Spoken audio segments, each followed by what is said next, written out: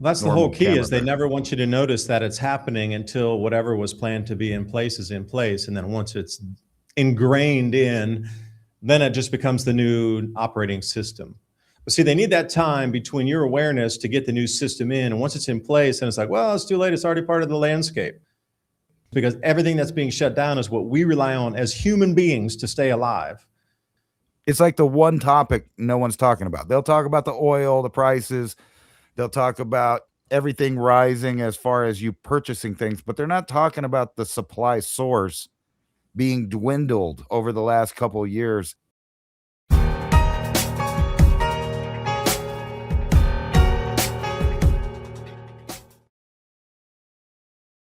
In the middle or the end of 2027, they're going to start to try to throw this out, selling things by the calorie. So again, they're going to start to break everything down: home ownership, home rentals, car ownership, fractions of cars, artwork, et cetera. They're going to get you used to this fractionalized world, and then they're going to move it over into food. But between then and now, we have to go through a harvest season where diesel is getting more and more difficult to get. We see the amount of refineries having difficulty across the planet. We got these aerial explosive devices heading into, ones in Russia, those in Ukraine, all across the Middle East. We got disastrous fires happening in Australia from their refinery. There's only one or two left. Overpressurization issues. We see Asia trying to keep fuel inside. Russia's not exporting fuel. And Chevron and Shell here in America are going to be running their capacity at 102%, which is, if you know anything about pressures, every single one of those accidents we've heard of from Louisiana all the way over into Texas, they've all been overpressurization events. So they're going to run it up to 102%. Then they're going to go to maintenance in Q3 and knock everything down to around 90% production. Well, if we're already scarce on some of the diesel fuels, what do you think is going to happen if they do knock it down to 90%, if there's not a refinery fire in advance? Seems like the knobs and levers of our world are being turned off one by one. If you can't see that, like how the Hormuz Strait got turned off, well, then our fertilizer got turned off, and our plastics and the chemicals in the agricultural industry, and then the fuels, and now the diesels. But the diesel relates back to the agricultural industry. So you get into this loop of what are the most important gears and levers of our civilization. Well, if you can turn those off slowly, you don't want to spook the populace, because if they turned everything off in one day and just said no more, well, that would create chaos. But look at the slowness, the drip of it. On again, off again. When did this war start? How many months ago? And this incrementalism of things that are disappearing. The inflation keeps creeping higher. Fuel prices keep going. Food keeps going. And all the while you're told, oh, it's almost over. Just hold on till next week. Oh, it's back on again. You know, it's to buy time for your calmness for all of the events occurring. Because if people really are aware, like we're trying to do tonight, you're going to see that all things aren't hunky-dory. And these next 6 to 9 months, well, it's going to be just an interesting time with inflation, food prices. And, you know, as we come into the harvest season, wheat and rice look the most heavily affected so far. Analysis and analysts and those that are forecasters for ag and the ag space across many different continents are all saying the same thing: wheat and rice. So those are main crops, staples for a lot of people. So Ransom, appreciate you joining me tonight. And we got our friend the Monitor there, don't we? What was the name of that mythical creature you just showing us there? That's the Centaur robot.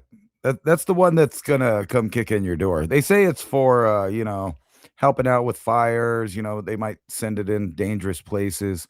I have yet to see a video of it operate, but just it by itself. Look at this thing.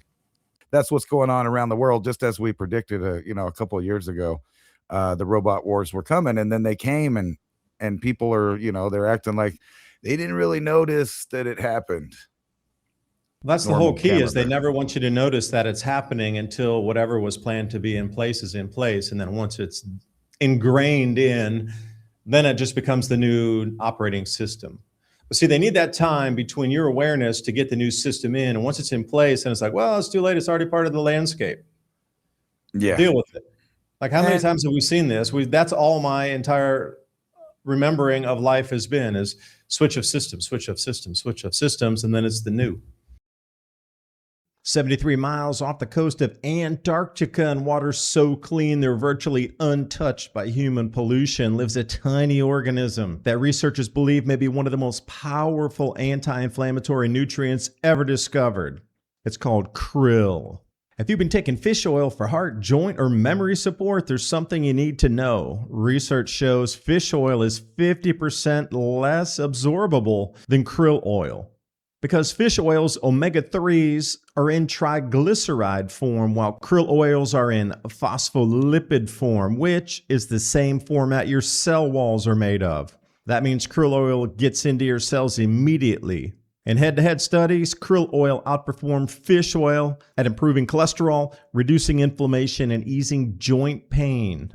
Native Path Antarctic krill oil is sourced from pristine Antarctic waters, contains the powerful antioxidant astaxanthin, and comes in a tiny soft gel, no fishy burps. For my special bundle offer plus free shipping, head to getkrill.com/adapt. That's GETKRILL.com/ADAPT. Try it risk-free with a 365-day money-back guarantee. Click on that link in the description box below. I'm going to take us back to charge cards, to credit cards, to online banking, to had to learn how to use a typewriter, and then had to learn how to word process, and then had to learn how to use, basic Microsoft Word document stuff and computers, and then all the programs with it. And it's just like, well, this is the newest one. It'll be there. And now then the next one. And if you did anything with the MySpace and the early social media and everything, and then it's relearn, retrain. It's like we're on this constant wheel of using your valuable time to learn things that are thrust upon us and how to survive in society. You know what's funny is I recently read an article about them trying to reboot and restart MySpace. And I have a theory about why they're doing that. If you remember how the platform was set up, it was completely open source. So if you knew HTML code, you could put whatever you wanted on there: videos, pictures, players, links to websites, links to whatever. And then they bought it and they just nerfed all of that stuff. So it was really basic. And what they were trying to do is flood everybody over to Facebook. Facebook at the time, everybody thought, oh, I'm going to reconnect with my long lost relatives and friends. But really, it was just a massive data collection operation. I mean, it was obvious, where do you go eat? What teams do you like? What TV shows you like? The whole bit. And then people volunteered the information. It became the new fad where they started taking pictures of their food and of their birthdays and their great auntie's 101, and that was cool and everything. But they took out the whole creative aspect of the social media platform. And then later they just canned the whole company of MySpace, went off the rails. So they want to do it. And I have a theory that the reason that they're rebooting it is because they've ran out of creativity and they're hoping to source from the public new codes, new HTML programs and things like that to kind of reinvigorate the social media platform, because the way it is now, it's completely echo chambers, because they censor those that actually have content. They promote artificially those, views and opinions of certain groups or whoever really pays the biggest amount of money. If you watch mainstream media television, like the airwaves and the cable news networks and all that stuff, you're getting the same information that slowly leaks out on Facebook. It's kind of funny. People on X joke about here's something that's happening that, the people on Facebook will find out about in 3 weeks. Everybody's really talking about nonsensical social taboos or trends or fads or who they're following in the social media. They got all of the the podcast bros. I don't feel like we really fit into that niche, because we talk about information. It's less about us personally as like a gimmick, like kind of like they do. But none of them are talking about real serious things. They might talk about the war and some kind of drama between the two political parties or within the political parties. But they're not talking about upcoming famines, which is something that, you've been predicting for a long time. And if you guys haven't been paying attention, the U.S. crop optimism is entering critical period.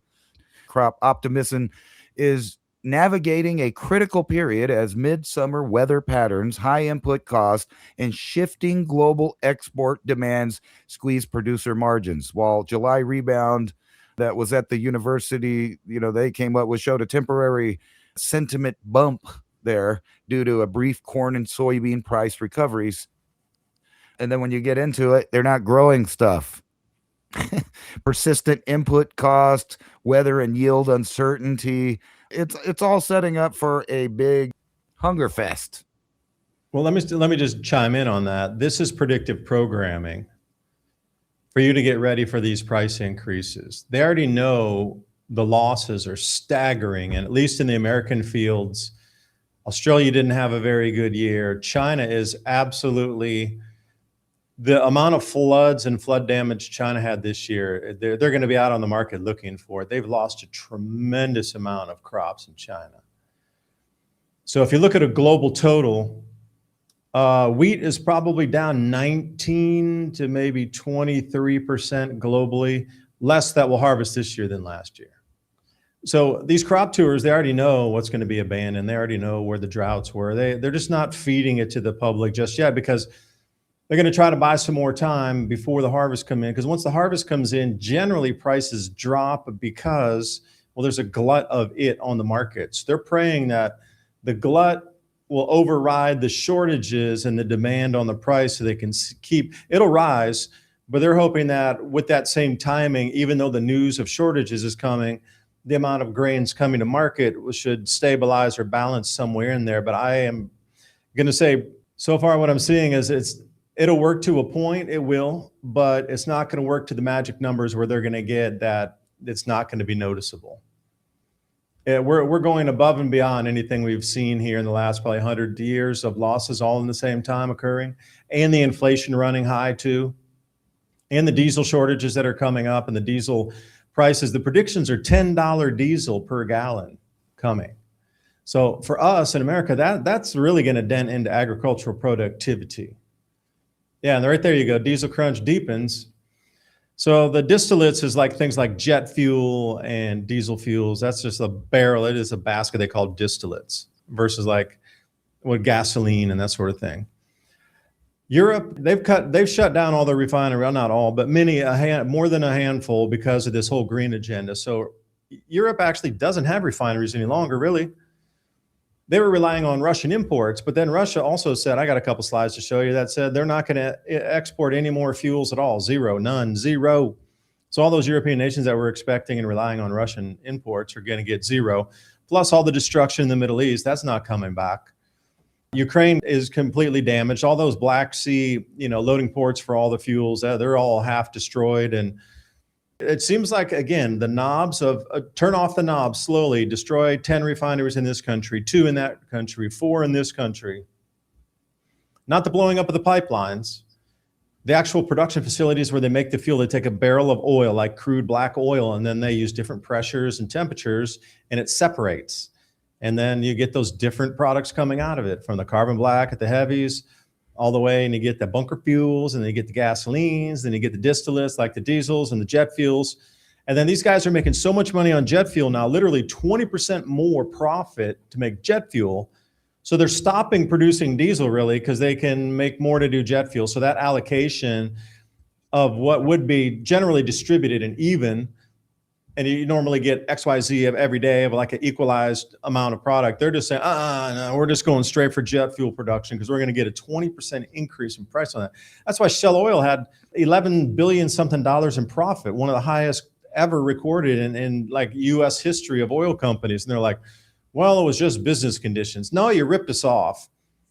You ripped us off. If you're telling me you have the highest amount of profit ever per companies here on the gasoline and the energy side, then something's very, very wrong. How did they get that much money? Otherwise, we were just paying more, and they're gloating, saying they're going to give back to shareholders this, and they're going to buy back stock that, and their CEO is going to get a bigger golden parachute.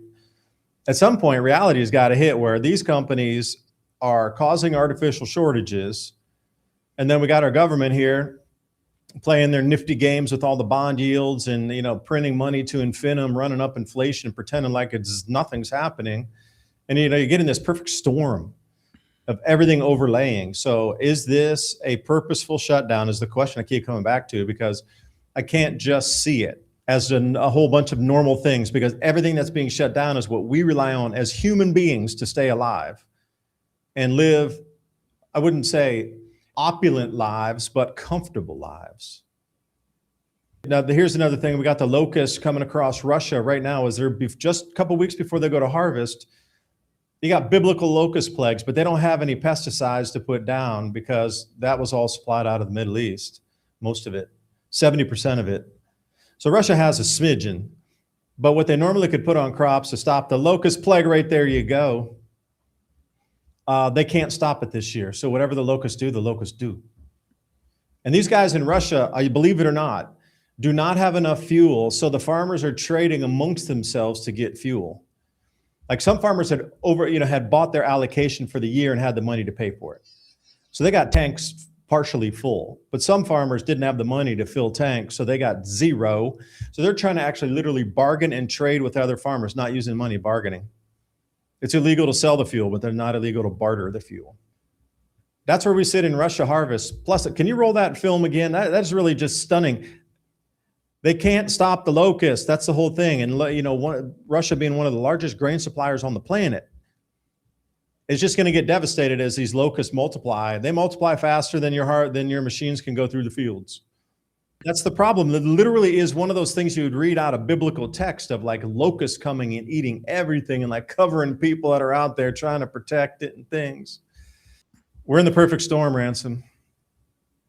Like I was saying, there's just nobody really talking about the fact that the perfect combination, it's like a nor'easter kind of thing, right? Where they talk about these perfect scenarios where you get these two different kind of storms that just kind of blow in and causes all the trouble. The same thing is happening with the food, but they're not saying anything about it.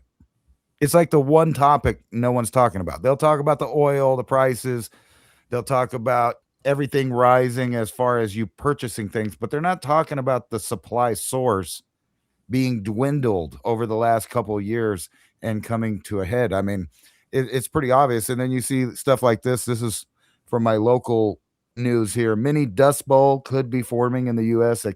Experts warn, will El Nino make it worse? Oh, here's your U.S. drought monitor. Okay, that's July 21st. A little bit old, but still, it'll show you like that super dark red and around the Four Corners area and a little bit to the east of that. That hasn't moved pretty much all season. Right. And earlier in the year, it was more toward the Mississippi River, where it's just jet red the whole way. And I mean, this is what you can expect through El Nino. So the forecast for El Nino, I can just remember, I'm looking at the chart so much. November, December, and January is supposed to be the peak of the El Nino for this cycle. It's supposed to come in around 3 degrees Celsius above the baseline. A lot of the doomsdayers are saying it's 5C, 7C, whatever. That's kind of impossible. But anyway, this is going to affect, and what you saw with those previous, that's how the weather is going to change. It's going to get snowier and wetter in the Southeast United States. We get this dry phenomenon, which you just rightfully showed there. You can see the wet flow there. And that would be eventually this winter, Ransom, you're going to get some, more wetness down in there. It'll be wetter than normal, which is good for crops and everything. But the dry is the thing that's over the grain belts. But that dry is actually currently west. So it's moving from west to east. So this is what it'll be in the middle of the winter. It's already kind of like this as far as it's wet down here. We keep getting monsoonal storms, but that's all localized. So while you might get a couple inches dump on one spot, 15 miles away, it's still bone dry. Really crazy. Too bad that couldn't be thinned out to like uniform rain across an entire region. Right. Instead, they just get a flash flood. And that's called geoengineering, bro. We don't do that. And we're talking about having hurricanes on the West Coast this year because of this phenomenon, according to this article here. Hurricane season twist. Scorching summers may be speeding up how fast your body ages. Is there anything they can't pin to something else as a narrative? No, I just thought it was funny because, they throw out these along with the, I found this next to a global warming article, like in the same page. So you see this headline and then you see the Earth's burning up and you're thinking, oh my God, these these people are making me age faster. The ones that are, burning up their air conditioners to destroy the earth. Well, I would say more like lifestyle choices. If you smoke, you're going to age faster. Like just simple choices, bro. If you eat a lot of Right. fast food and processed foods and seed oils fried that changes their chemical composition, and you're grinding down fast food all the time, that's a lifestyle choice is going to age you faster than anything on what Well, this narrative is talking about. I'm wondering, I mean, like, does it count? We've been having a heat wave, but I've spent most of my time inside other than, going outside to do a little gardening and hanging out there at night when it cools off. I don't feel like I got that old here during this heat wave. This has to be only for those people in Europe, by the way, who are going to be, to kind of circle back to what we were talking about the diesel, because they hate the bad guy Russia, and they've been, making sure all of the fuels cut off to them and turning off their own power, generation across the continent of Europe. And now we're going to have all these shortages. Guess who's going to be freezing their buns off after they, all of this heat, but because they don't want to use air conditioning. But you notice the government over there in almost all of those countries is using the air conditioner.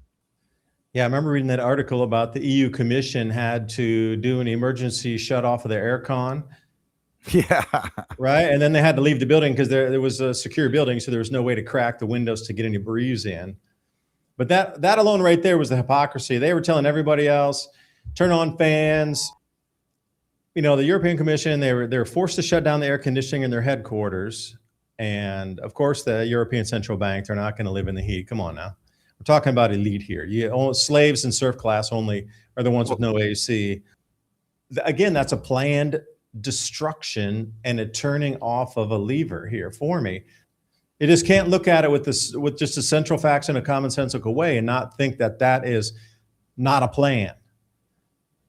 Everywhere you look, it's disgusting what you're seeing here in terms of how things that make our world go round are stopping slowly everywhere across the planet, and they're keeping you distracted with inflation and talks of those people and dividing everybody amongst class and race and religion to infight. So you don't see, now everybody's so angry in America. I mean, I watch these videos where they do compilations of things, and just the sheer anger of people. They're so angry about prices. They're so angry about having to go to work because it costs so much to go to work, and they come back and they're left with like $3 for the month. We're at the tipping point in America. If the food prices go a little higher, the fuel prices go a little higher, and if you're told you have to ration something, there's going to be social chaos everywhere. We're at the tipping point right now anyway of keeping civil society civil. I don't see that much reprieve coming from all of these things that seem to be rolling. And I had something similar about the Puerto Rican blackouts. You probably got more info on that than I do. So what do you got? I'd like you to dissect that article. Yeah, Puerto Rico begins water rationing in San Juan and other major cities because their infrastructure is falling apart.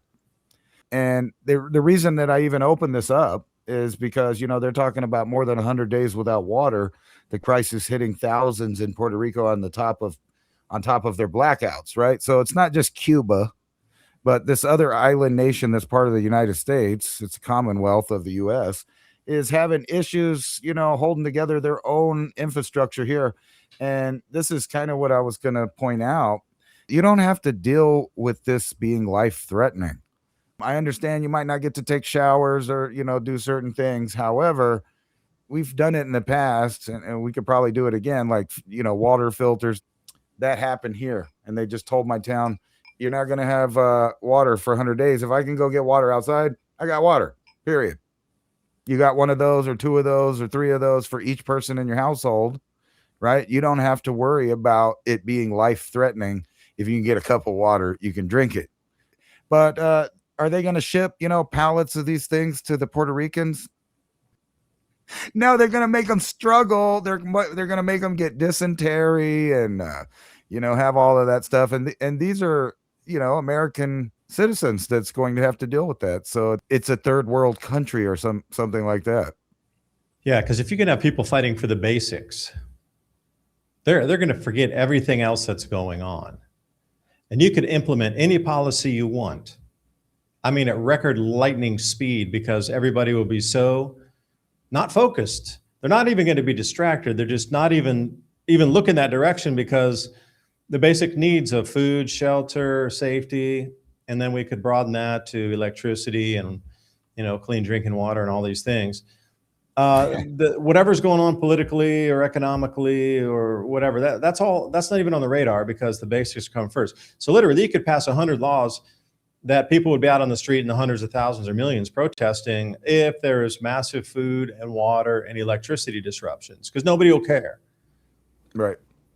And you remember a couple shows back, we were talking about the shortage and all the materials that make the water piping and all of that stuff being hard to get. And then you also have copper almost non-existent on the market, right? So they're starting to trip out about the amount of copper out there, which is another thing that you make all kinds of water pipes and things like that. So it's very concerning that, here's another place right here in the US, New Jersey water utilities hit by cyber attacks. And you remember the onslaught of articles that was saying that we had to worry, and everybody needed to worry about the coming cyber attacks and the cyber attacks. And now they're starting to do that. And it's conveniently a good excuse for why things don't work. How do you explain why something isn't working?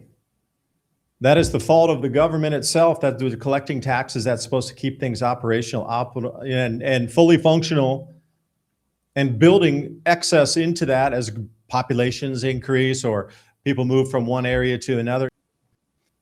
You start hearing all of these different things, and it accumulates on people.